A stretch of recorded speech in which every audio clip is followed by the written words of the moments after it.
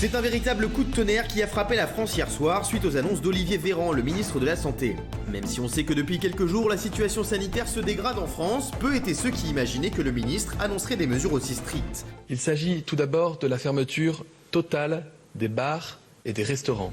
Restaurants fermés partiellement, voire totalement dans certaines villes de France, ces mesures choc ont laissé de nombreux Français sans voix. Mais du côté des people, eux aussi sous le choc, certains ont décidé de faire justement entendre la leur, comme le restaurateur et star d'M6 Philippe Etchebest. Personne ne sait rien en fait. On prend tout dans la gueule, comme ça on le subit, ça devient insupportable, je suis désolé. Elie Semoun a quant à lui réagi à ces mesures en parlant de son père disparu durant le confinement.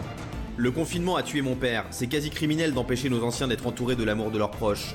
Autre humoriste, même constat, sauf que de son côté, Nicolas Bedos s'appelle carrément à la désobéissance civile. Arrêtez tout, les masques, les confinements, vivez à fond, tombez malade, allez au restaurant, engueulez les flicaillons, contredisez vos patrons et les lâches directives gouvernementales. Des réactions à la réception mitigée. Alors selon vous, les stars ont-elles raison de donner leur avis sur la Covid ? Alors, en tout cas, il y a un truc sur lequel je suis pas d'accord, ne contredisez pas vos patrons, enfin pas vous en tout cas. Mais même si ici, il n'y a pas de patron. Le seul patron, c'est Bernard Montiel parce que c'est le plus bronzé. Les chéris, on aura Frédéric Becbédé avec nous dans un instant au téléphone. Vous, Valérie Benaïm, je suis très étonné, vous dites oui. Oui, elles ont raison de donner leur avis comme un citoyen, comme un autre. De toute façon, il y a une telle cacophonie qu'après tout, pourquoi eux seraient interdits d'ajouter à la cacophonie le gouvernement, c'est la cacophonie, dans les régions, c'est la cacophonie, les citoyens, c'est la cacophonie. Donc pourquoi les stars, elles n'auraient pas le droit de elles aussi participer à cette cacophonie ambiante en disant on n'y comprend rien, les uns voulant plus de fermeté, les autres disant au contraire désobéissance civile. Après tout, on est dans une république, chacun peut exprimer son point de vue, y compris les stars. Jean-Michel Maire. Non, moi je dis non parce qu'on n'y comprend déjà rien aux scientifiques qui un jour disent bleu, le lendemain rouge, que si maintenant c'est les acteurs, les saltimbanques commencent à donner leur avis sur quelque chose qui est scientifique et très grave, bah là on ne sait plus du tout où on en est. Donc moi je m'en réfère aux scientifiques en espérant qu'ils nous baladent pas. Mais je ne vais pas écouter les acteurs. Il n'y a pas d'avis. Ils disent déjà n'importe quoi. Puis Jean-Pierre lui-même, lui, il donne son avis. Jean-Pierre Pernaut, exactement, votre mari. Je suis d'accord, mais je ne sais plus ce que je voulais dire maintenant. Pardon. Si tu veux, on revient vers toi. On va faire Castagny qui est très agité. Le problème, c'est qu'on revient vers toi tout de suite. C'est qu'il n'y a pas d'avis. On a une chose qui dit le lundi, le mardi, ils disent le contraire, le mercredi, ça change. Maintenant, on dit que les mains, finalement, effectivement, les laver, alors ça protège de plein de choses, mais pas du Covid. Les masques, il y a encore 6 mois, il ne fallait pas les mettre. Moi, j'ai dîné avec un médecin qui me dit la seule façon de se protéger et de diminuer le taux d'infection, c'est de porter un masque. Effectivement, on est moins contaminé. Mais à part ça, il n'y a rien. Et je comprends très bien les acteurs, les restaurateurs, parce qu'ils l'ont pris de plein fouet. Pour le spectacle, c'est un drame. Pour les restaurants, c'est une catastrophe nucléaire. Et je comprends qu'aujourd'hui, il y a un peu un ras-le-bol, mais ça, c'est la faute du gouvernement qui n'a pas été clair dans ce qu'il fait. Si c'était donner une opinion, je suis d'accord. Mais là, il donne des consignes. Oui, des consignes de désobéissance civile, presque de mutinerie. Engueuler les flicaillons dans la période actuelle, Nicolas Bedos. Moi, je suis choqué par ce qu'il a dit. Donc, pour moi, dans ces cas-là, mieux vaut se taire. On peut donner son opinion, mais aller jusqu'à l'incivilité, prôner l'incivilité, pour moi, c'est dangereux. René Valville. T'as raison. Non, mais là, tu parles d'un. Oui. Bon, mais la majeure partie... Non, mais René, là, le débat, c'est sur ça. Donc, il a raison. Non, mais la majeure partie des acteurs donnent leur avis, je suis d'accord. Non, mais là, on parle de ça. Ah oui. Avec que de Guy Bedos ? Bah oui, non, c'est Nicolas. Non, alors non. Ah bah oui, c'est ça le sujet. Mais non, tu as dit, les stars ont-elles le... Oui, mais bon, c'est surtout, on parlait sur ça. Voilà. Qu'est-ce que t'en penses ? Tu dis non, alors, là-dessus ?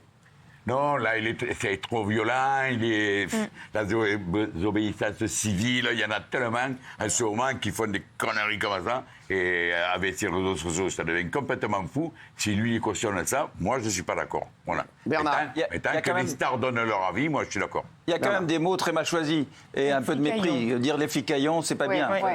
Donc tout ça, tout ce qu'il dit, il a raison sans doute, c'est son choix.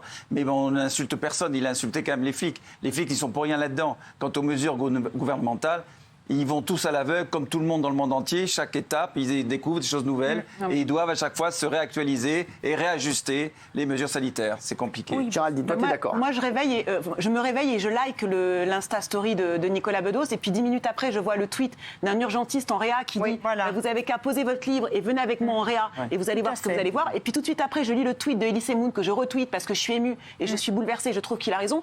Et juste après, je lis un tweet de Dimi Mohamed et je me dis bah oui, bien sûr, c'est lui qui a raison et c'est pas Elie Semoun. gouttes. Exactement. Donc en fait, on est tous perdus, on ne sait pas et on navigue à vue. Voilà, c'est tout. Il y a un truc, oui, pour qu'ils donnent leur avis.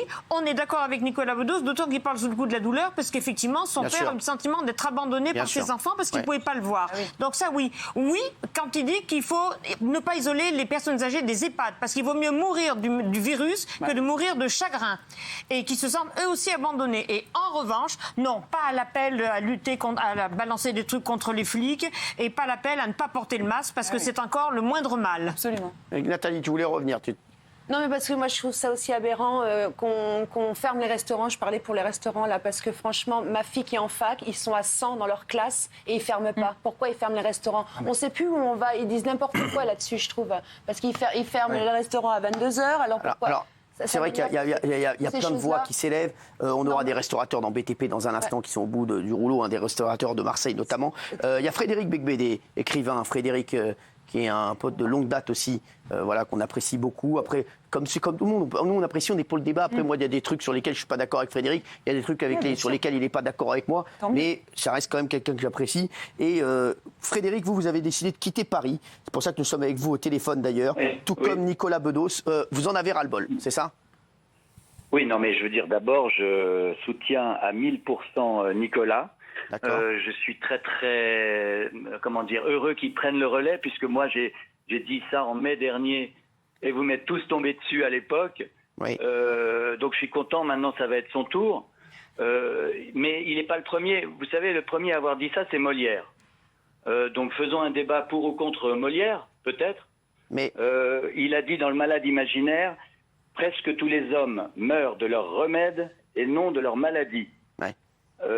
L'idée là de l'État est très paternaliste, de vouloir absolument nous protéger, mais en réalité, ça va être des millions de chômeurs en plus. Oui. Et vous pensez que ça fera pas de victimes? Mais juste, ça va faire aussi beaucoup de morts.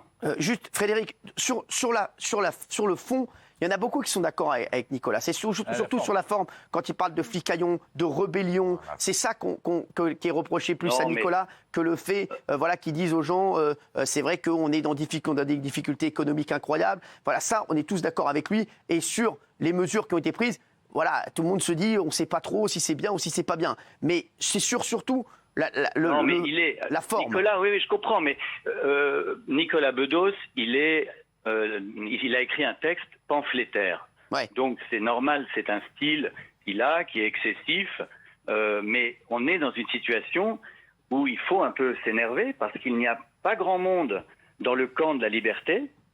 On est quasiment dans une guerre civile entre d'un côté la santé et de l'autre la liberté.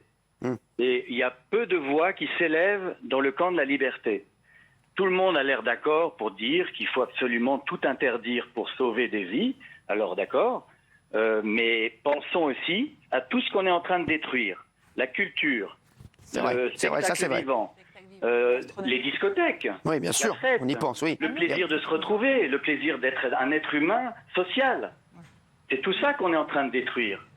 Donc moi, je disais ça, et la dernière fois, vous avez dit, pardon, j'en profite. Vas-y, Frédéric, au contraire. Moi que je disais ça parce que je voulais boire des mojitos avec mes potes.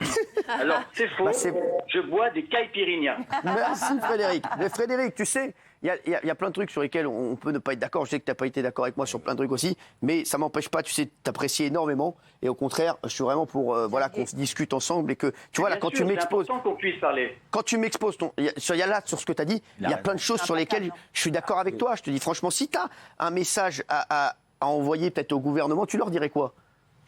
Je dirais, attention, la réalité, c'est que vous n'avez pas fait votre boulot. Il n'y a pas assez d'argent pour les hôpitaux. Donc, il n'y a pas assez de lits de réanimation. Et c'est à cause de ça qu'aujourd'hui, on doit tout arrêter. Toute notre vie, notre art de vivre, on doit l'arrêter parce qu'il n'y a pas eu assez d'argent dans les hôpitaux. Et les milliardaires qui ont donné de l'argent pour reconstruire Notre-Dame, ils pourraient peut-être aussi donner des milliards pour les hôpitaux, pour qu'il y ait enfin des lits et qu'on puisse vivre.